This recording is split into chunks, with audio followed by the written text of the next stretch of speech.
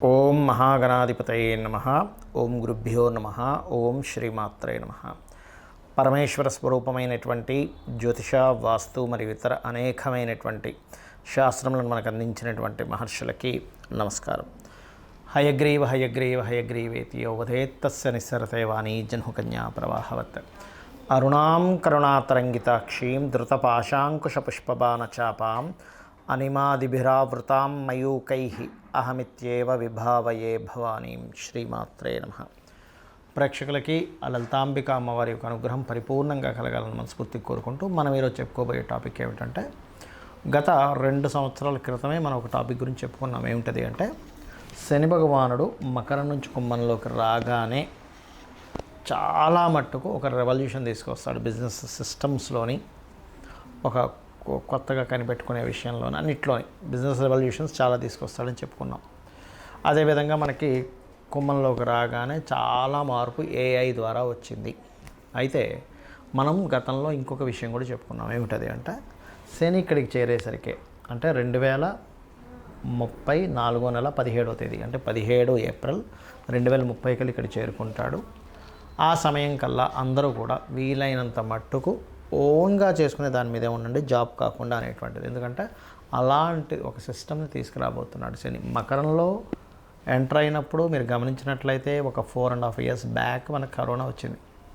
మకరంలోకి enter అయ్యి గురువు ఒక నీచభంగ రాజయోగం కాలసర్పదోషంలో ఉన్నప్పుడు ఇక్కడికి వెళ్ళినప్పుడు జాబ్ సంబంధించిన విషయంలో ఒక డిఫరెంట్ ఇదంటే వాళ్ళు ఎవరికి వాళ్ళు చేసుకునే దానిలోనే ఇస్తాడు. కాబట్టి ఇక్కడి నుంచి ఇక్కడికి అంటే దాదాపుకి ఇప్పుడు కుంభంలో ఉన్నటువంటి శని భగవానుడు 30వ తేదీ 30వ తేదీ 3వ నెల 2025 సంవత్సరానికి ఇక్కడికి వెళ్తాడు. 30 మార్చ్ 2025 సంవత్సరంలో ఇక్కడికి పర్టికులర్గా 2/6/2027లో వెళ్తాడు ఇక్కడికి మేషంలోకి.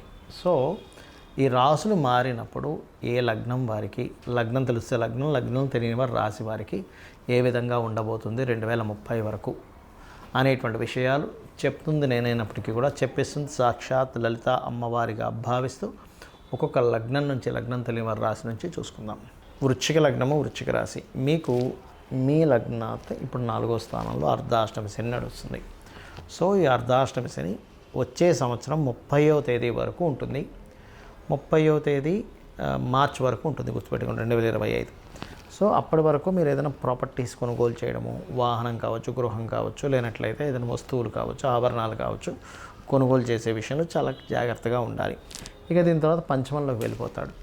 పంచమంలోకి వెళ్ళినప్పుడు మాత్రం కొన్ని ఆలోచన విషయాల్లో కొంచెం తెలియని ఒక చిన్న సంశయం ఉంటుందేమో, కానీ లాభం మాత్రం ఖచ్చితంగా ఉంటుంది. ఎప్పటి నుంచి పంచమంలో శని సంచారం జరిగేటప్పుడు వచ్చే సంవత్సరం 5వ నెల నుంచి ఎక్కువ లాభాలు ఇస్తాడు అక్కడ, అందులో ఎటువంటి సందేహం లేదు. కాకపోతే కొత్త ఫ్రెండ్స్ని చేసుకునేటప్పుడు కొంచెం జాగ్రత్తగా ఉండండి.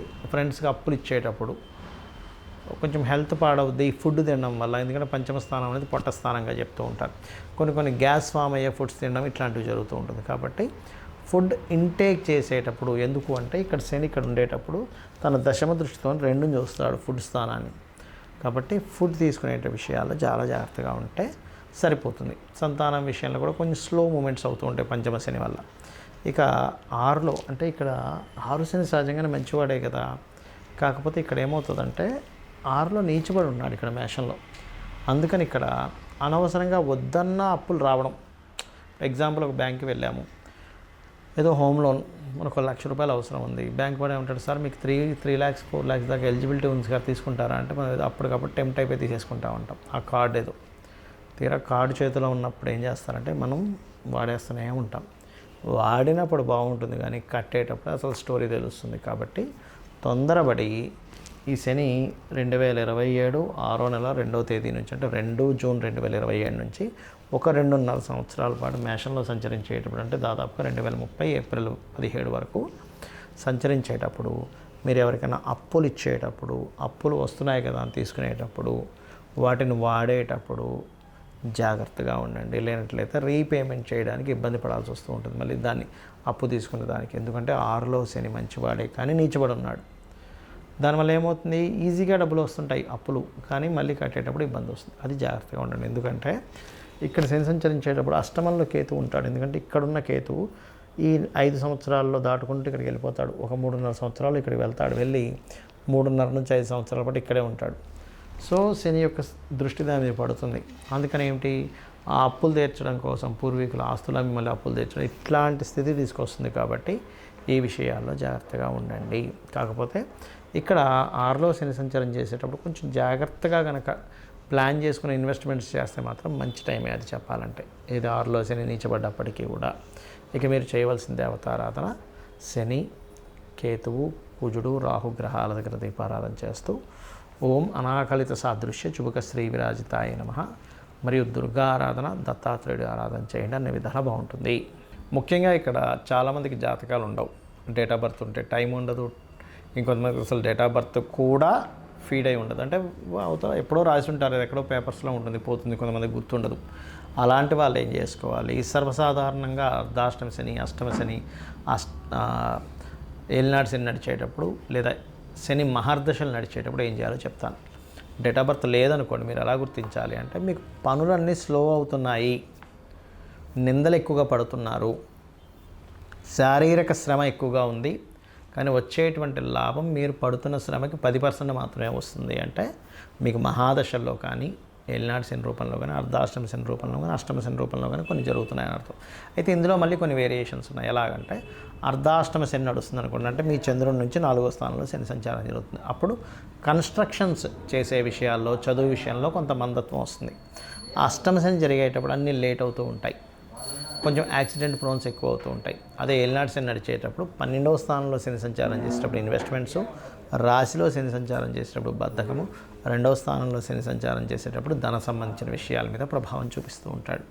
అయితే ఇక్కడ మీరు ఒకటి అర్థం చేసుకోవాల్సిన విషయం ఏంటంటే, ఎప్పుడు శని సంచారం మీకు వచ్చినా, అంటే శని కర్మకారకుడు కాబట్టి అతను తిట్టుకోవడము, శని బాలేడు అనుకోవడము కాదు. శని భగవానుడు నాకేదో నేర్పించడానికి వచ్చాడనేటువంటి భావనతో ఉంటూ ఖచ్చితంగా మీరు చేయవలసింది ఏంటంటే, ఇక్కడ ఒకటే గుర్తుపెట్టుకోండి, మీరు నిద్రపోవడం చేయకూడదు ఎక్కువగా. ముసలి వాళ్ళు, స్త్రీలు, చిన్నపిల్లల విషయాన్ని మాట్లాడలే.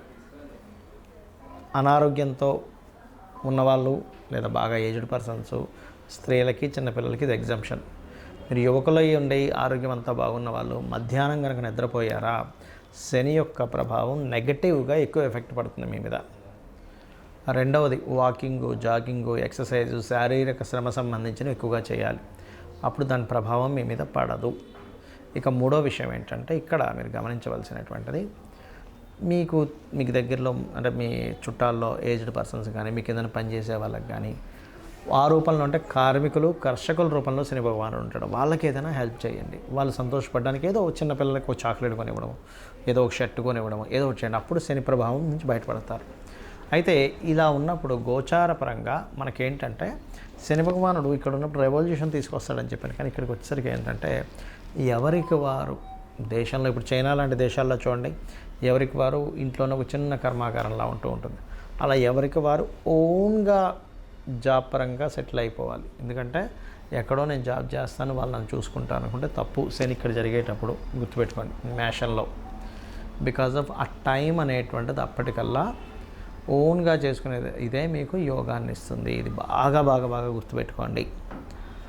అప్పటికల్లా సిచ్యువేషన్స్ చాలా మారుతాయి, టెక్నాలజీస్ ఇంకా మారుతాయి. ఎంత టెక్నాలజీస్ వస్తున్నా మనిషి యొక్క అవసరం పడుతూ ఉంటుంది. కానీ ఈ విషయంలో కాస్త జాగ్రత్తగా ఉండండి.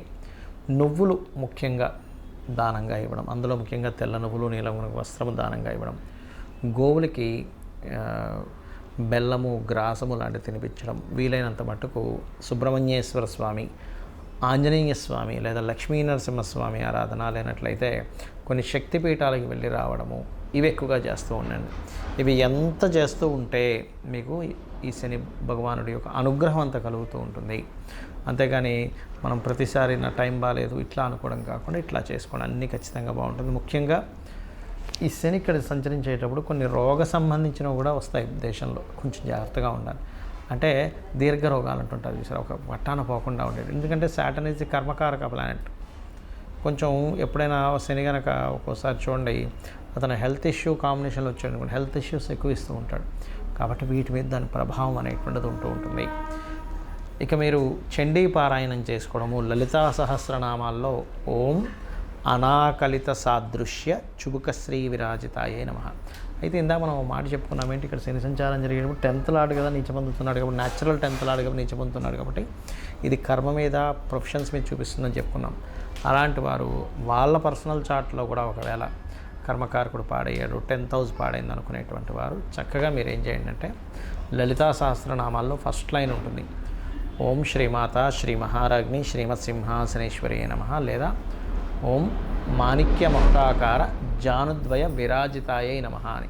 ఇది కనుక చేసుకున్నట్లయితే ఆ లలితాంబిక అమ్మవారి యొక్క అనుగ్రహం చక్కగా ఉంటూ మీరు ఉద్యోగ వ్యాపారాల్లో రాణించాలని మనస్ఫూర్తి కోరుకుంటూ శ్రీమాత్రే నమః.